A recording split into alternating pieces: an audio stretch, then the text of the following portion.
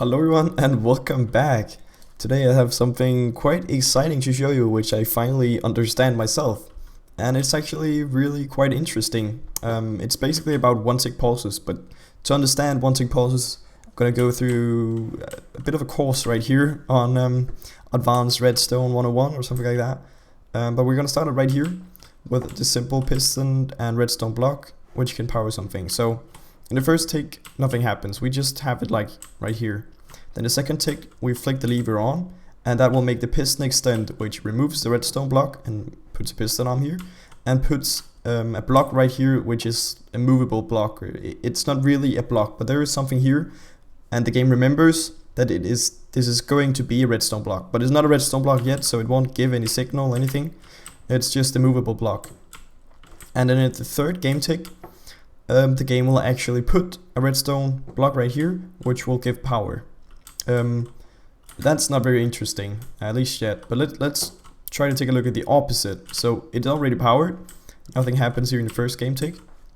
Second game tick, we depower this piston right here. So the first thing that's gonna happen, it's the redstone block is instantly gonna get removed, and this movable block right here is gonna be placed right here.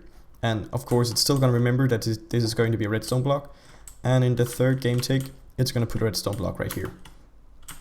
So that might not sound as exciting anyway, but except that it will actually instantly turn the signal off. So once you flick the lever off, the redstone block is instantly removed and the redstone power is instantly shut off. So that's happening in the same game tick.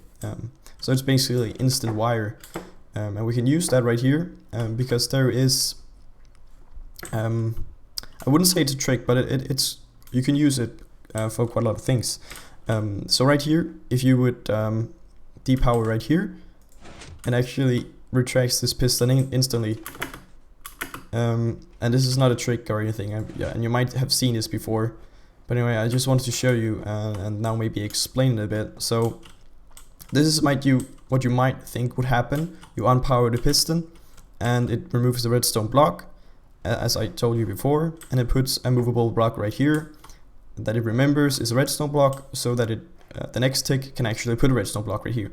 That's what you might think happens, but what actually happens is more than that, because when it removes this redstone block, it updates all the blocks around it, and that is, for example, this piston. So because it has no power and it's being updated, it thinks, oh, I have to retract as well. So then it instantly removes the redstone block it had in front of it and updates the block around it, means this piston, which finds out that it has no power, then retracts this one, and so forth. And all this happens in one tick because it's all linked together. It's because this is removed, it checks around, so it all happens instantly. That's why this actually works right here. And of course it only works the one way around, as I explained over here. When you power it on, it doesn't actually give power. It's only when you power it off that it instantly removes the redstone block. Hopefully that's enough explanation. So now we can maybe start on this zero-tick pulses. So this is how basic zero-tick pulse generator looks like. There's power going into here, which is powering the piston, powering around. And basically, if you give redstone signal to this one and put a piston to the side like that, it will instantly push the block. And you might not know what you can use that for yet, but I'm gonna show you that later because it's quite awesome. But anyway, first tick, nothing happens. Second tick, we give it power. So what's that gonna happen? It's gonna power this block, which makes this piston extend, so removes the redstone block from here and puts a movable block right here, and it remembers this has to be a redstone block someday.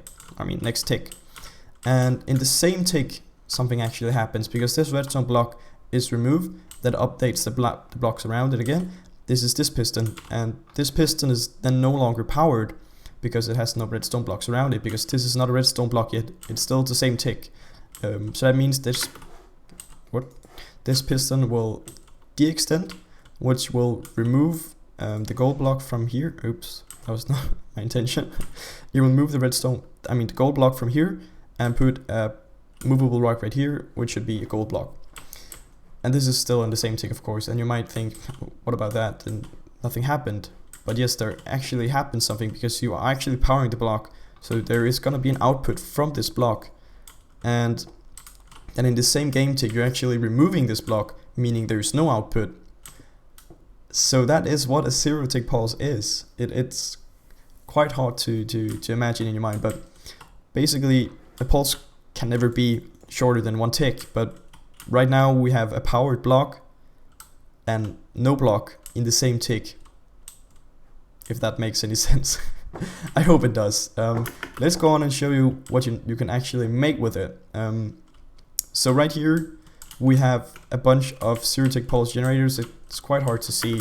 Let me just, it's just because you can actually also have a redstone block right here and have a piston do like this, because then you can have a redstone signal powering out. So when okay, that was quite poorly explained.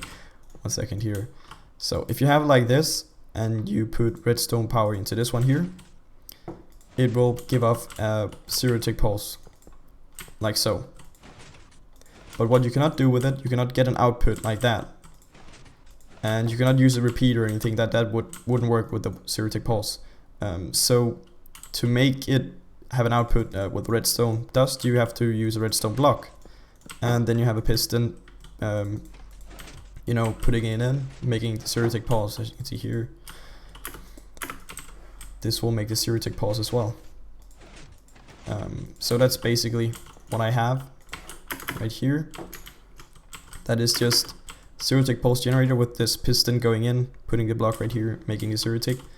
And that basically also put a zero tick to this one, which will then instantly put a redstone block right here, which will instantly make this piston extend. So you might know what is going to happen right here, but it's quite surprising because all of this happens in 1 tick. This piston is put a block right here, which will make this zero tick pulse, put a zero tick out here, give this piston a zero tick, which will then instantly put a block right here. Oh yeah, I haven't explained that actually. That's the smart thing about sticky pistons. If they get powered and unpowered within a short amount of time, they will actually leave the block out here. And of course, when it's a zero tick pulse, then it will happen instantly. So this piston, when it gets to zero tick pulse, it will actually instantly put a redstone block right here and instantly put a signal down here. So then instantly start this zero tick generator.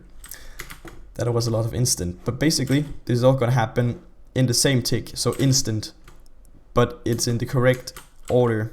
But anyway, I've been rambling on.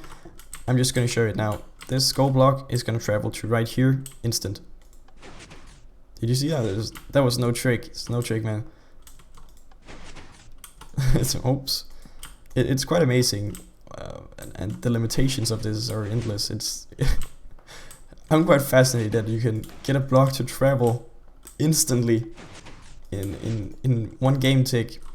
I think it's cool. I think it's really cool. You can use it for a lot of things. I might do some searching around to find out what people have made with this, and then I'll come right back and show you some more stuff you can use the zero tick pulses for. So if you're still here, I have something more to explain actually before we jump on to the thing I want to show you. This is another zero tick pulse generator. This is just 2 normal pistons right here, and if you place a redstone block right here, I know it's just a piece of wool, but if you place the redstone block right here, it would turn the power on, which would not do anything to this piston yet, but it would make this piston extend, which would update the blocks around it, which is this piston.